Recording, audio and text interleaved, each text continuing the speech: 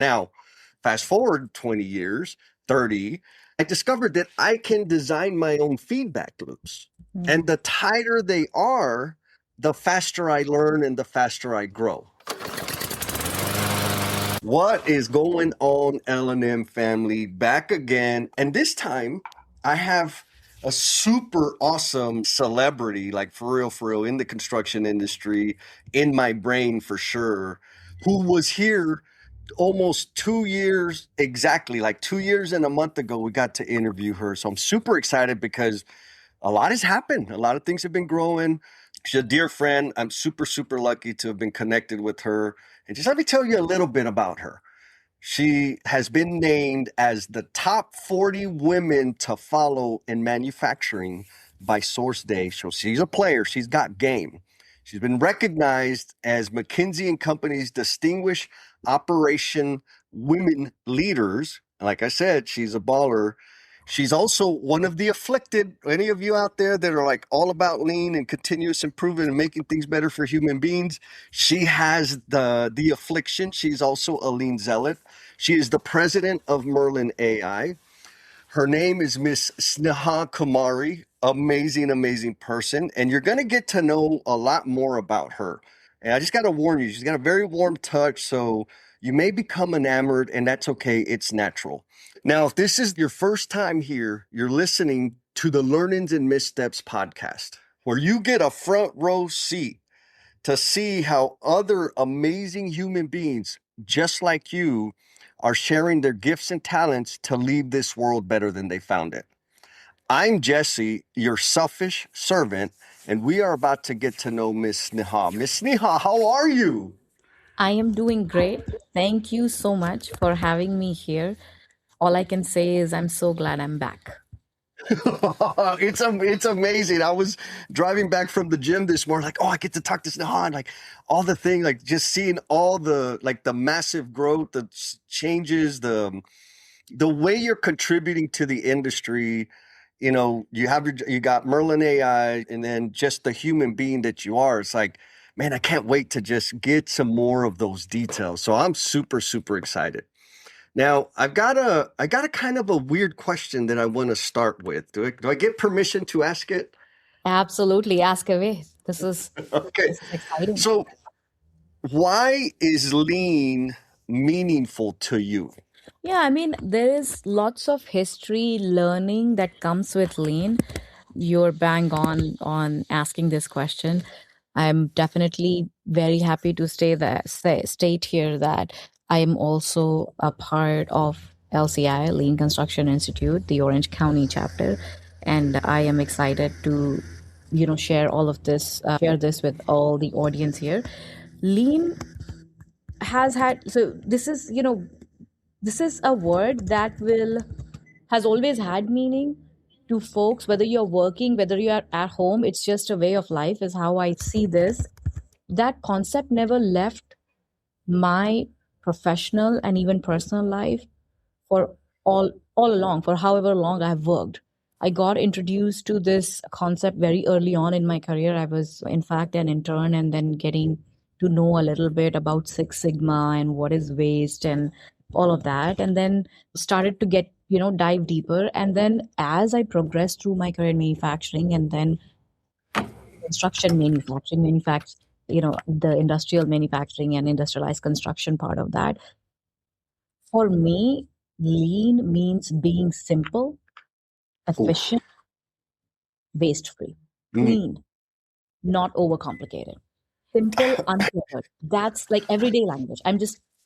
It's no more about, oh, are you thinking lean? Is your team thinking about it? How are you thinking about it? What events are you doing about it? No, it is, we talk about, we leave culture so often, more often than not, out of this whole concept.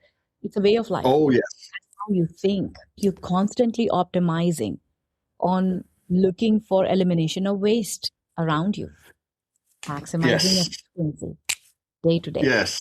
I have to say that that I often mentioned, probably maybe on the podcast 2 years ago as well, like as a mom, that is something that has only like 10 times, that feeling has only grown 10 times ever since I became a mom, like doing what adds value.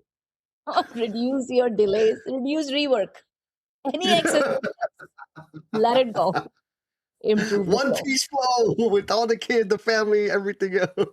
Kids, babies, all the amazing working moms out there, just moms out there, man, doing more with less, by removing all of these waste and clutter around us is what we want to do.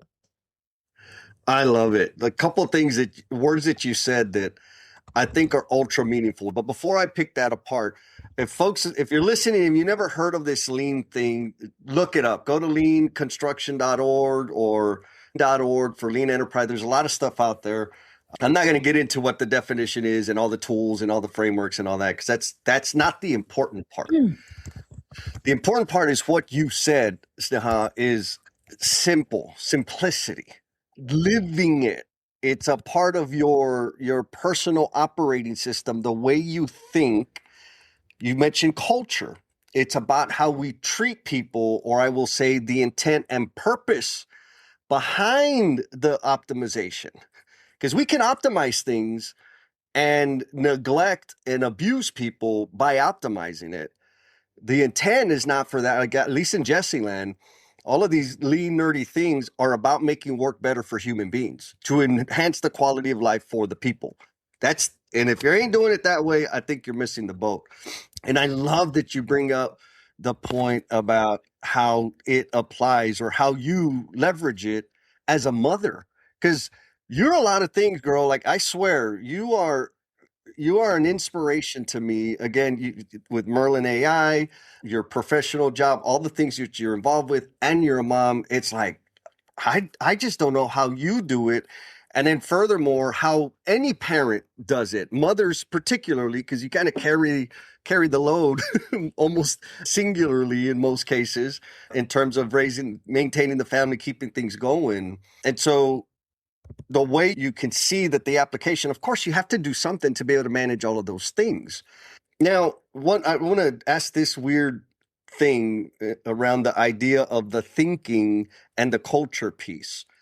For folks out there, because they're out there that are like super distracted with the tools and the events and all of this wonky stuff. What insights do you have, could you offer to help them really experience the impact that it can have, like of the real thinking and application, not just when they're on the clock, but when they're off the clock as well? One thing that, something new that has come to, and as I keep thinking of lean, there's something new that keeps, coming to mind as I practice this in my day to day. So we talk about culture, we talk about mindset. One thing that I would share from my personal experience is, again, as we said, it's about removing everything that doesn't add value and something that can Yes. flow faster, smoother. But at its core, what I have learned, lean is very much about respecting time, not Mm, just your own time, your customer's time, making sure mm, time, right? Making yes. sure that you're working on things that actually matter, especially if you're at a workplace. Work on things that actually matter to whoever your stakeholder is. That could be your family, that could be your customer, that could be your peer, that could be your boss. As long as we are being cognizant of the time and what's the output, like we're not just cognizant, just being respectful of that. Yeah. I feel like everything else around it has started to look like more of waste as I go about my day. I'm not saying that that's the whole mantra, but these days, like off late, like time is money, right? And time is valuable, as we Yes. even go about this podcast. So something that's something that has been coming back to me more often, on how, with every step, with every effort, with every task that I take up, how do I make sure that I'm respecting everybody, every stakeholder in my lives? I'm respecting their time and I'm giving the value that they're looking for me, whether it's just by a simple gesture, whether it's by my output or the work I do. Yeah. Yeah. Yeah. Yeah. Oh, I think you may have seen some of my posts. I have a weird relationship with time, and it's totally contradictory. Like, on one hand, I get hyper focused on time, and it's like, we got to get this done in 38 seconds, period. Like, whatever the hell it is, oh, it's 38 seconds. Or when I'm in charge of like timekeeping in a meeting or a session, things can be getting real meaty and real like deep conversation.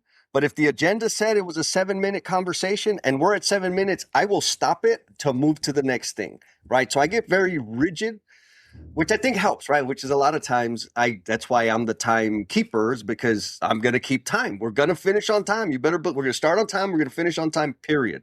Now, on the other end of the spectrum, again, this is in my brain, the idea of time management, I don't agree with that.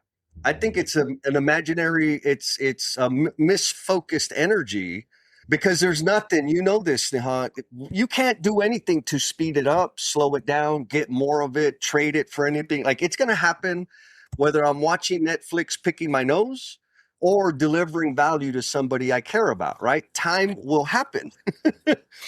And so, but what you said, I think, is the important part. The cool thing about time is it's a fantastic measurement, easily accessible, universally recognized measurement.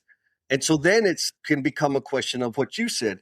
How much impact can I deliver in the shortest or smallest number of seconds or minutes? Right? Can I deliver a memorable experience within a confined period of time? Can I do two or three or four or five? Like comedians, they measure laughs per minute. Like, for real, I've been studying comedians a little bit, and I'm like, man, they're so good. And like getting into kind of the tactics of it when they're testing jokes, they're timekeeping. How many laughs did that, set of words or story produce within a minute? And if you go longer than a minute without a laugh, guess what? You're going to lose the audience. And so, back to your point of delivering value to the stakeholder as rapidly as possible, which I think converts and can be measured or quantified in terms of time. Am I crazy?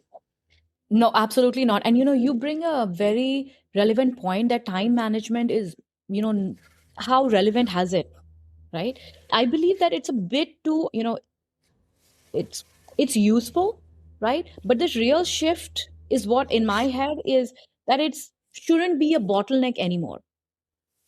The whole Yes. design has to replicate to enable you to be able to manage your time efficiently. So you know when I say design, I mean the systems around you that should be enabled to manage the complexity you are dealing. So that could be your workflows, any kind of automation. Come on, we're talking about the age of AI, right? Yes. Yes. Coordination. So in my head, your system, if it's intelligent, that is equivalent to you being productive. Yes, yes, yes. And focusing on the important things. Like, not everything's important. And now, like you said, AI, there's a lot of things that are, we'll just say, low value activities that AI could do for you. Like, Yep. yeah, we're gonna jump into the L&M family member shout out. This one goes out to Mr. Will Giddings, who left me a Google review, and he said, Jesse is great. I concur. Very helpful strategies were presented, and we had great conversations during his training. Well, first of all, thank you, brother, for taking the time to leave me a review. And folks, the rest of you out there, if you didn't know, I actually have a job. Like, the podcast is not how I make my job. Modeling is not how I make my money. I do consulting and training and coaching and all the things.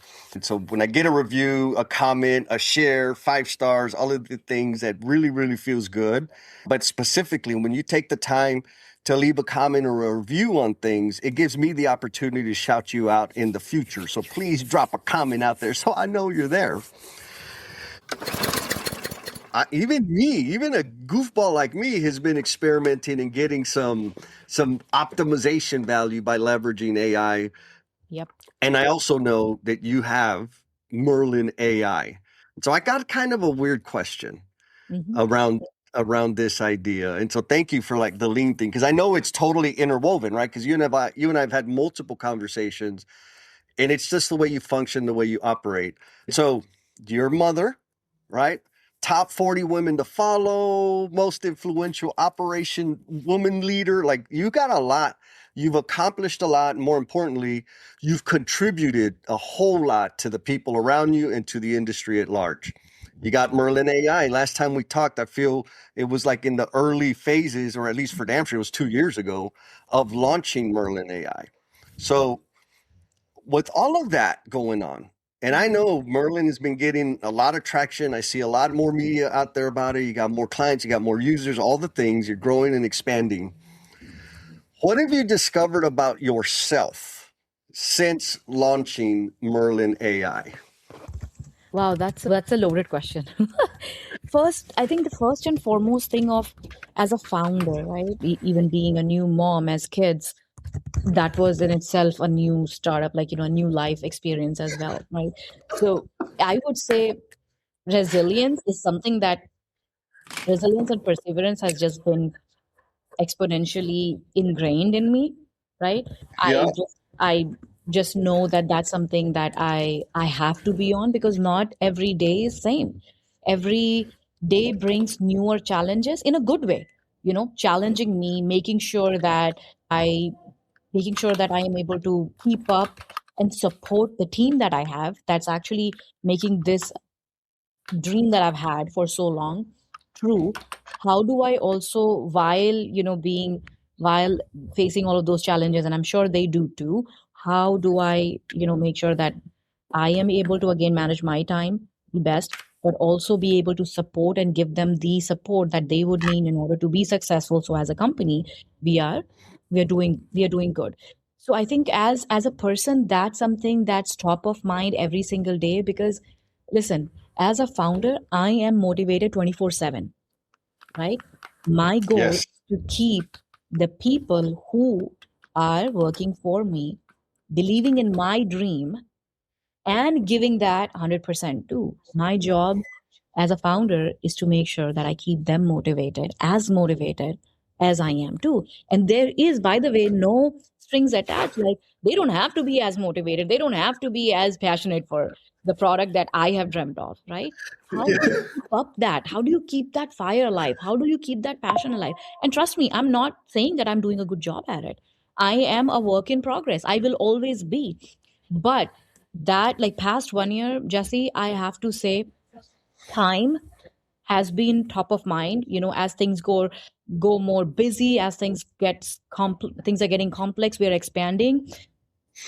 Time is just adding, every second, every minute has to have meaning, right? So I can Yes. take the best of both, of personal and professional. And the second is, how do I keep keep the spirits of my team fired up, and they are as passionate, and show them the dream that I am seeing. That, sometimes when you have remote teams, you're not able to view believe in the vision, because you're not first hand engaged, and managing a remote team across around the world brings its own challenges. We know about very well about that since the COVID days. So how do I keep them driven while my drive doesn't go anywhere, right? So that's something that I am working on, and I hope to get better in the months to come. If you talk about professional side, of course, how the narrative has to be clear. How do we make sure that we are rewriting the script of how enterprise softwares were told? That's like kind of founder level thinking that I work on, I operate from, right? I do operate with urgency, but there is a motion and a flow that will always be followed. You don't sacrifice certain KPIs, whether it's safety, quality, and delivery. And of course, lean into collaboration, right? Have ownership, hold people accountable, but it's always, collaboration is what is going to move you forward. Yeah, so amazing. I mean, there's a few things that are going through my head. One, I think I heard you say something you said triggered this question. Obviously, Merlin AI is your startup. You've taken that thing on. You're growing it. It's getting bigger. But I feel like you've made a comment that it's like a kid is a startup. Also, having a child is a start. Yeah. It is. It is, especially when you are having your first one. You actually Yeah. technically, I have two boys and this. So they're all my babies, right? I have three babies.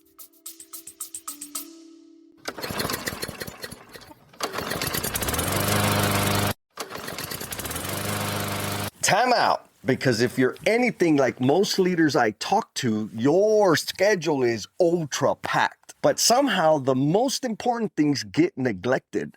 And that most important thing is you. You're juggling projects, people, deadlines, and meetings. And somewhere in there, your own priorities get pushed aside. They get on the someday list. That's exactly why I created the Self First framework. It's a simple system designed to help leaders create space in their schedule to focus on the most important and impactful things and execute consistently without burning out. I put together a free live training where I break down how the framework works and how you can start applying it like right now, right now. So if you're curious, there's a link in the show notes where you can check it out. All right, let's get back to the episode.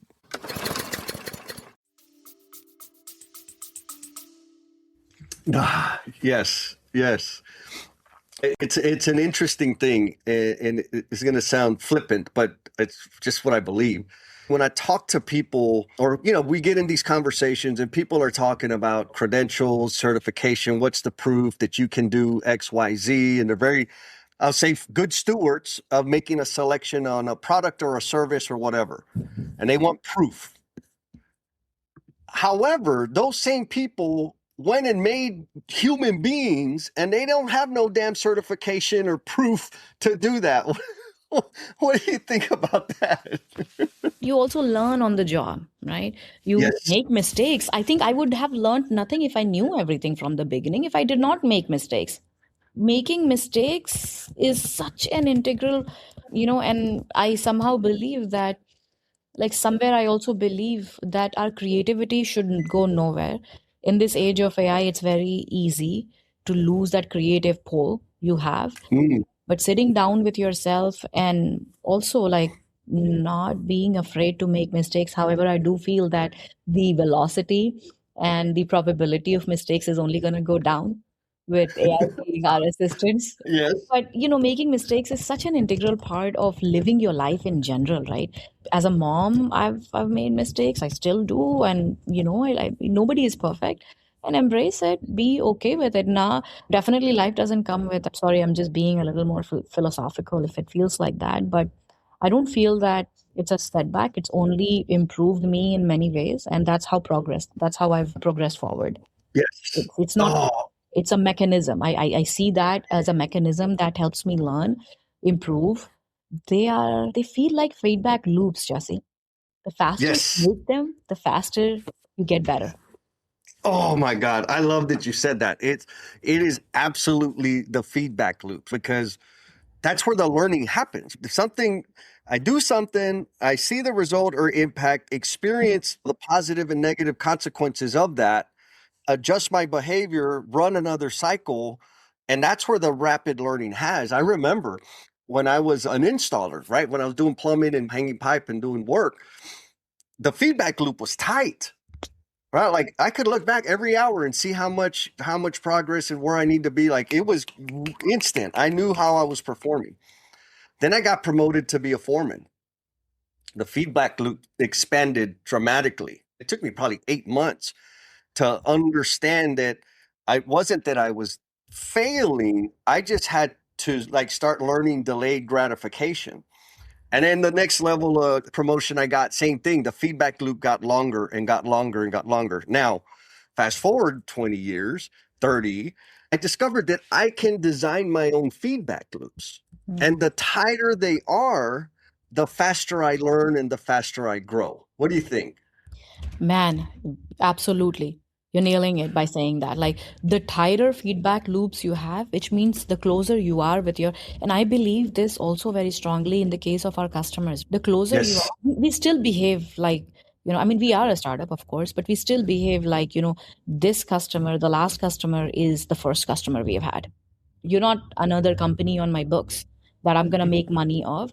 I think that comes from the mindset of how I have lived my life, how strongly and how seriously I take every single customer of mine. Right. And we want to be able to show that gratitude in some ways also, and show the sense of urgency Yes. that your pain is painful for me too.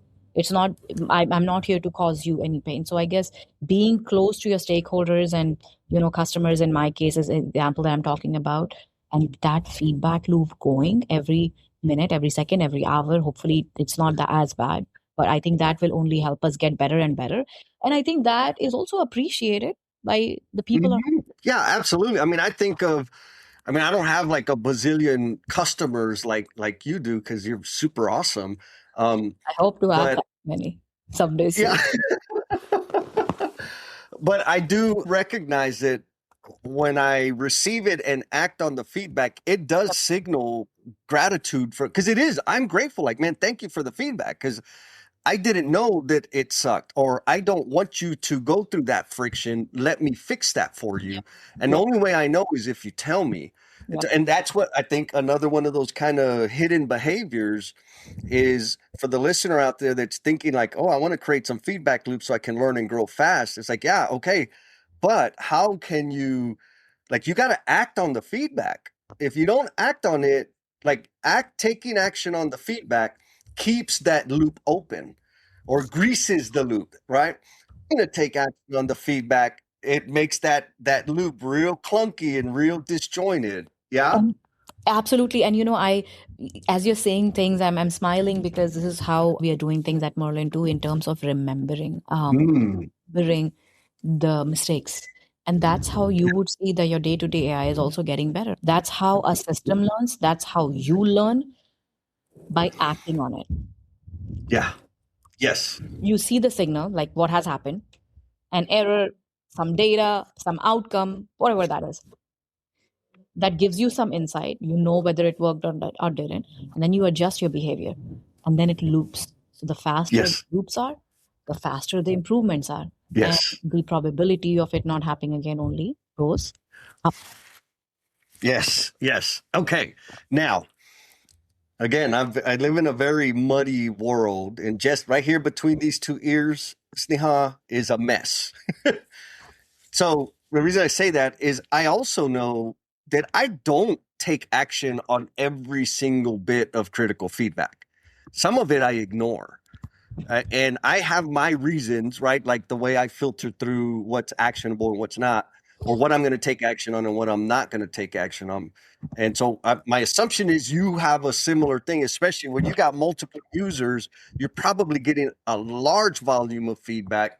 And some of it, even though you could do it, could take you off mission. So maybe it's a two-part question. Does that happen to you? And what's your decision making process or filter around so that you can better harness your energy and your resources to focus on the most impactful stuff? So here we'll go back to some of the lean concepts, which is the RCA concept, root Yep. cause analysis, and often not getting caught on symptoms. Doing your 5 whys, 7 whys, 10 whys, however many whys it takes, n whys, right, to get to the root Yes. cause and know that it is so acting on any feedback that can be linked, or that's revealing a pattern again, or a root problem, is what is critical. There are Hmm. always edge cases. Prioritization is super important, and you need to know what is number one, severity one versus severity three. But addressing and acting on a feedback that's revealing a pattern, not just good to haves, isolated preferences, isn't that's something that's super important to decipher before, like, is it a one-off, right? Is it a one Yes. person's wish list, right? Or Yes. is it something that, oh my god, this is a ticking time bomb, we gotta take care of it? 500 people are gonna have, you need to pay attention, right? Patterns, they signal the truth, right? Yes. Everything outside Yes. are outliers. They will have context to it, but recognizing those patterns is how we think about it. I mean, that's what we chase, right? For example, like, I prefer blue versus green because Okay. market is different. Like, that's vague. That's something that you can ignore. But I am not able to move forward because of this. Likely is impacting other people too, and that's something that you need to prioritize and know what you need to chase. Right? Yeah. There could be someone who's very loud about I don't like blue, and there is someone who's like, oh yeah, I'll go with it, and be there. So yeah, that's how Yeah. we Yeah. patterns, like constantly chasing that. And one thing, Jesse, I think probably we spoke about this before too. But high impact versus effort matrix is like my go-to thing. I love it. I love it. Like that matrix, just use it wherever. Like trust me, believe me, take a napkin wherever. If you're in a cafe, pick up and just put things there in that matrix. It just clears your mind so well. High impact, low effort, immediately jump on it. High impact, Yes. high effort, plan. And of course, Yes. low impact, deprioritize. And that's exactly how, we, Oh, as I said, we are not acting on a feedback just because you gave me feedback. We're looking for right. patterns and then we are Yeah. acting. I think, Sneha, super, super valuable, practical insight that you just offered. So I'm going to summarize it for the listener. We got feedback. You don't like be careful overreacting to every bit of feedback because some of it could be outliers. It's a nice to have, it's a preference, but not like a make or break deal. But look, recognizing the patterns. When you see a pattern of feedback pointing at an issue, pay attention, do some root cause analysis 5, 10, 12, 30 whys, whatever it is. Why is this happening? What is the root cause of this symptom? And then take action there.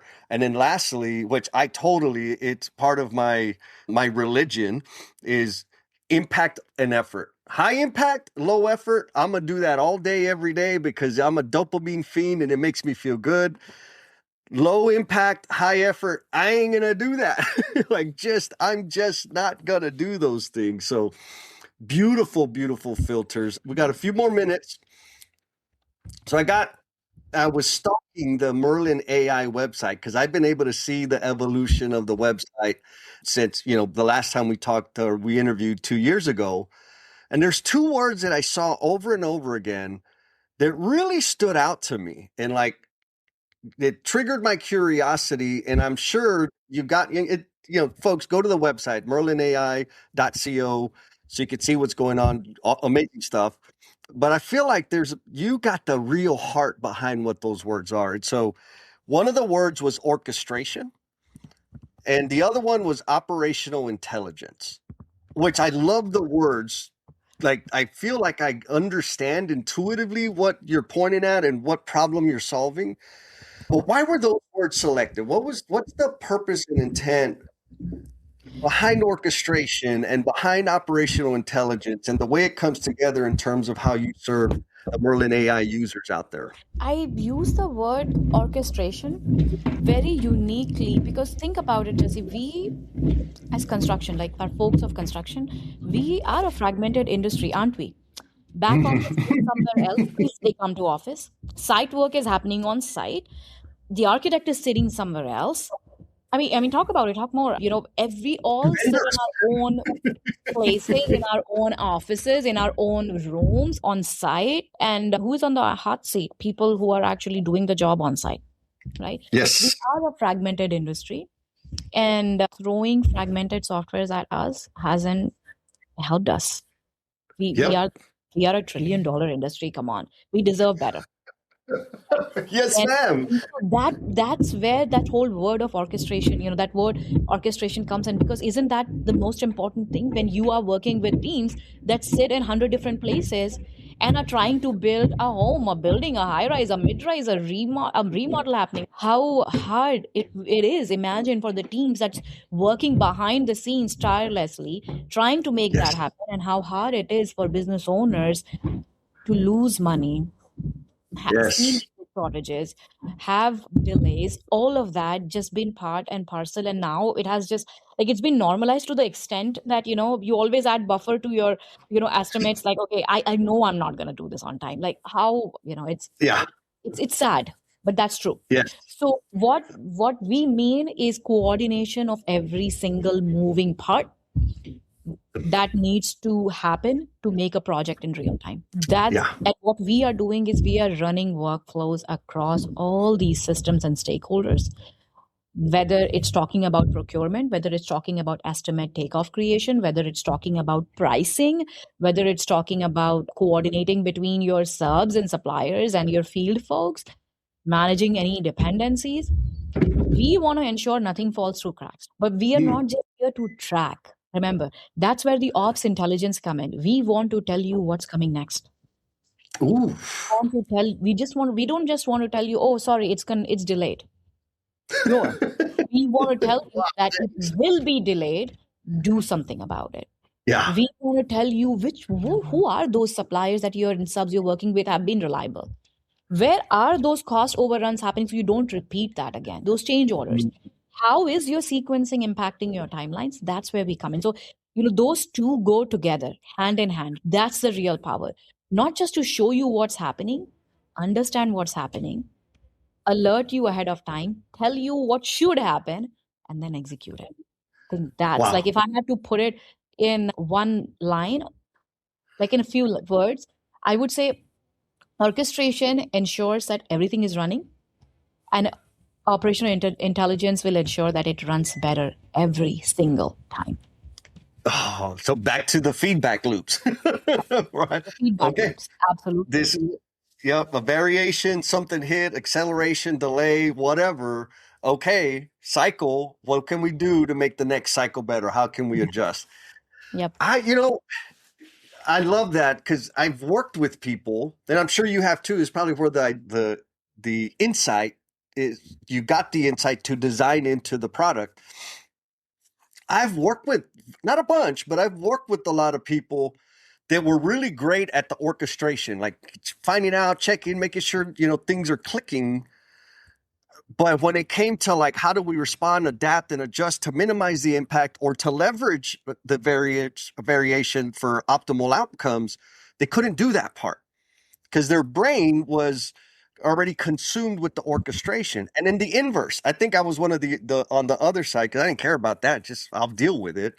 The operational intelligence in terms of like, okay, this didn't happen, this is happening, so we can shift and adjust to exploit these situations and absorb the impact of these other things. But I didn't have any interest at all in the orchestration of the thing. And so what, and it took me hours and all you see all my highlights, Sneha, many Thank gray you. hairs came from that. Mine And too. you got some too. Yes. And so what I'm hearing is Merlin AI helps do the heavy lifting of all of that. And Yes. then and my brain helps gives me bandwidth to be better connected out there with the human beings that facilitate the transformation of all the materials and information into something of utility. Yes. Did I capture it right? You absolutely did. Oh, you are amazing. So Sneha, we got limited time. I wish we could talk for days. And I think, you know what? I'm not even going to wish. I know we're going to continue having Okay. conversations. I'm going to do my best to continue contributing so that I don't lose favor and access to you because you're big time, right? We Like will you're a definitely celebrity. You're taking time out of come your day to hang out with me. Come on, no, um, I always have time for you, Jesse. You have thank seen the you. whole Thank you. journey. You have still seen us from the start. We're always special. Yes. Yes. So I'm going to ask you the same closing question. I wonder if there's any change or expansion to your answer because Sneha, I don't know how many times you probably don't hear this enough. I'm just going to assume that you don't, but you are a powerful, magnificent human being. You care for your family. You treat me the exact same way that you treated me back when we first connected, and you really don't have to. Your insights, your intellect, your energy, you are sharing to make the industry better. And so, because of that, I'm sure that your answer is going to be extremely moving, just like the last time. So, here's the question: what is the promise you are intended to be? Hmm. I have to think this. I have to think this a little bit. But do you remember my answer from last time? I don't. I wanted to research it and I totally blanked out on it. I don't remember too, but now that you say this, Jesse, I am intrigued to actually go back and listen to myself. So much have, Yes. and all for good. I have evolved as a person also on many levels. So just as if you have to take it super raw from me, I I'll probably stick to the same thing. My passion hasn't gone anywhere. The fire hasn't gone anywhere. I'm here to still turn construction from that chaotic, relying on humans a lot for coordination while it is practically not feasible. We are not Yeah. allowing our people to be more productive and also progress with technology. I am still leaning into building that system that just works. And my promise is to remove every single friction from how the real world gets built and make that execution, I would say, predictable, very predictable, scalable, and of course intelligent. It is happening, right? So my personal vision is to, all of this mess and fragmentation that's happening, just bring it back. Again, we go back to what I said: keep it simple. Yeah. Again, operational intelligence and orchestration. My job is to replace all of the 100,000 systems that we are using to build one that is able to think, decide, execute. Oh my God. Oh, yeah. I'm gonna go back and listen to your answer to the last one. I Amazing am answer.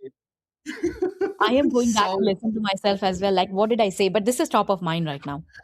right, right. And it's perfect. Like it's totally aligned with everything that you're doing and all the ways that you serve the industry and make the world a better place for me and I know many, many other people out there. Did you have fun? I had a lot of fun. I always have fun chatting with you. You actually challenge me in ways to think to go deep, to think about stuff that I probably, there's so much happening, so much action happening that you just don't sit down and think deeply. So thank you. You're welcome. Before you go, I want to thank you for spending part of your day with me. Your time and attention mean a ton, and it's because of listeners like you that this podcast even exists. If you enjoyed today's conversation, make sure to subscribe to the Learnings and Missteps podcast so you never miss an episode and you get extra credit if you share it with your friends. Also, if you want even more insights on leadership, personal growth, communication, all those fancy magical things, you can sign up for my newsletter on LinkedIn because I got a newsletter that goes out every single Monday. All the resources I share there are designed to help you put yourself first so that you can leave this world better than you found it. There's also a digital copy of my book, Becoming the Promise You're Intended to Be. And it's sitting there waiting for you on my website. All you got to do is do the click and do the download, and you get the free PDF. And if you want even more bonus points, share that PDF with somebody you know or the family of somebody you know that is currently struggling with self-destructive behavior. That would be the ultimate gift for me. While you're there, do some exploring of the trainings, workshops, and services that are designed to enhance your performance at home and at work. Just click the link in the show notes to check it out. Thanks again for listening. Take care of yourself, and I'll see you on the next episode. Peace. Before you go, I want to thank you for spending part of your day with me. Your time and attention mean a ton, and it's because of listeners like you that this podcast even exists. If you enjoyed today's conversation, make sure to subscribe to the Learnings and Missteps podcast so you never miss an episode and you get extra credit if you share it with your friends. Also, if you want even more insights on leadership, personal growth, communication, all those fancy magical things, you can sign up for my newsletter on LinkedIn because I got a newsletter that goes out every single Monday. All the resources I share there are designed to help you put yourself first so that you can leave this world better than you found it. There's also a digital copy of my book, Becoming the Promise You're Intended to Be. And it's sitting there waiting for you on my website. All you got to do is do the click and do the download, and you get the free PDF. And if you want even more bonus points, share that PDF with somebody you know or the family of somebody you know that is currently struggling with self-destructive behavior. That would be the ultimate gift for me. While you're there, do some exploring of the trainings, workshops, and services that are designed to enhance your performance at home and at work. Just click the link in the show notes to check it out. Thanks again for listening. Take care of yourself, and I'll see you on the next episode. Peace!